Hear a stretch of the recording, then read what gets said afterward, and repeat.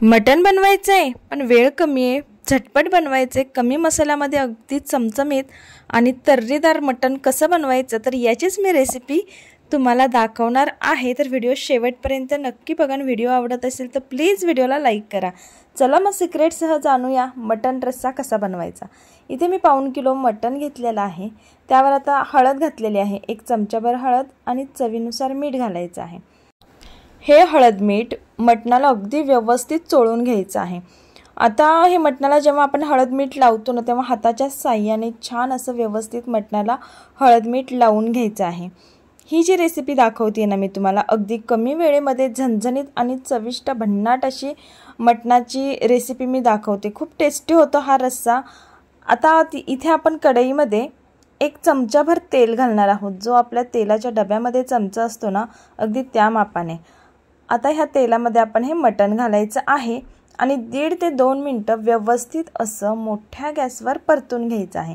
तुम्ही medium फ्लेमवर gas ठेवलात तरी चालेल, मीडियम फ्लेमवर देखील तुम्ही परतून घेऊ शकता। आता व्यवस्थित परतून घ्यायचं आहे। तुम्ही पाहू शकाल मस्त अगदी झटपट आपली रेसिपी होतीये। अचानक पाहुणे आले तर पटकन मटणाचा बेत असेल तर अशा प्रकारे मटणाचा झणझणीत रस्सा नक्कीच करून बघा, खूप सुंदर होतो आणि चवीला तर रस्सा एवढा भन्नाट होतो ना। तर अशा प्रकारे 2 मिनिटं आपण व्यवस्थित हे मटण परतून घेतलेलं आहे। आता त्यानंतर ह्याच्यावर झाकण ठेवायचं आहे आणि त्यामध्ये 2 ग्लास इतकं पाणी ओतायचं आहे। आता जोपर्यंत हे पाणी गरम होत नाही तोपर्यंत ताट अजिबात काढायचं नाही। आता मसाल्यासाठी बघा मी इथे काय घेतले, 1 मोठा कांदा घेतलेला आहे, त्यानंतर 1 मोठा पिकलेला लाल टोमॅटो घेतलाय, कोथिंबीर मुठभर घेतली आहे, अद्रकचा 1 तुकडा मोठा घेतलेला आहे, त्यानंतर थोडंसं लसूण घेतलेलं आहे। आता हे सर्व थोडंही पाणी न घालता मिक्सरला छान असं बारीक करून घ्यायचं आहे। छान याची पेस्ट तयार होते। छान 2 ते 3 मिनिटं कंटिन्यू मिक्सरला फिरवून घ्या, खूप सुंदर अशी पेस्ट तयार होते। तर तुम्ही पाहू शकाल आपला मसाला परफेक्ट असा वाटून झालेला आहे। तर अशा प्रकारे मसाला वाटून घ्यायचा बघा। आता पाणी गरम झालंय का बघूया आपण ताटावरचं पाणी छान गरम झालंय। जेव्हा ताटावरचं पाणी गरम होतं ना तेव्हा मटणाला देखील छान असं पाणी सुटलेलं असतं।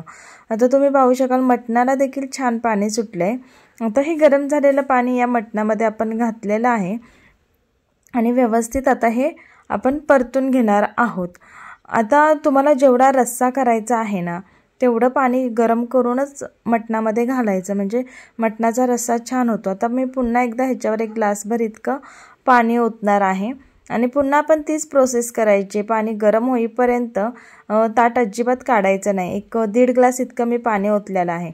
आता पाणी पुन्हा गरम झालंय, हे गरम झालेलं पाणी ह्या मटणामध्ये घालायचं आणि झाकण ठेवून छान असं शिजवून घ्यायचं आहे।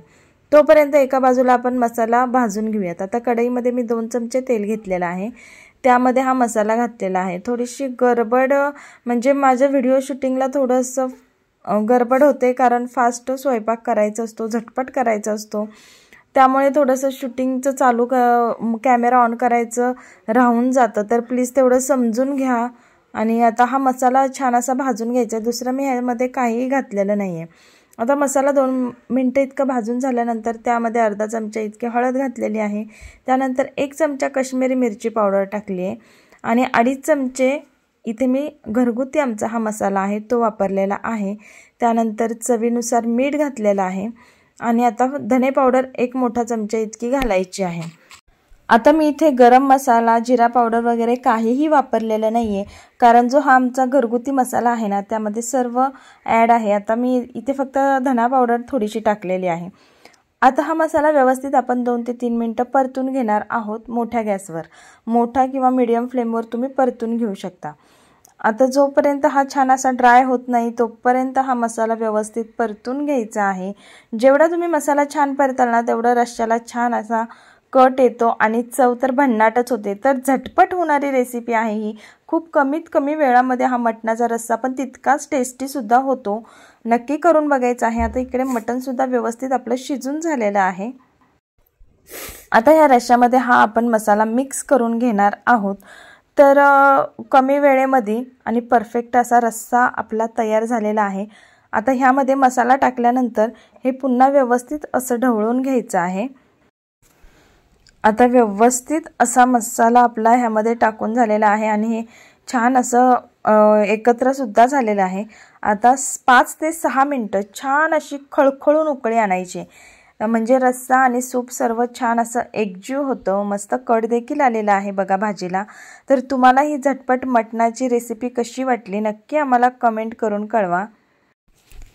व्हिडिओ आवडला असेल तर व्हिडिओला नक्की एक लाईक करा, व्हिडिओ शेअर करा आणि सर्वात महत्त्वाचं आमच्या आपलं स्वयंपाकघर आणि आपण या यूट्यूब चॅनलला मात्र सबस्क्राईब करायला विसरू नका। तसेच शेजारील बेल आयकॉनलाही क्लिक करा, जेणेकरून येणाऱ्या नवनवीन व्हिडिओचं नोटिफिकेशन सर्वात अगोदर तुमच्या मोबाईलवर येईल। तर वेळात वेळ काढून हा व्हिडिओ पाहिल्याबद्दल तुमचे खूप खूप धन्यवाद। थँक्यू।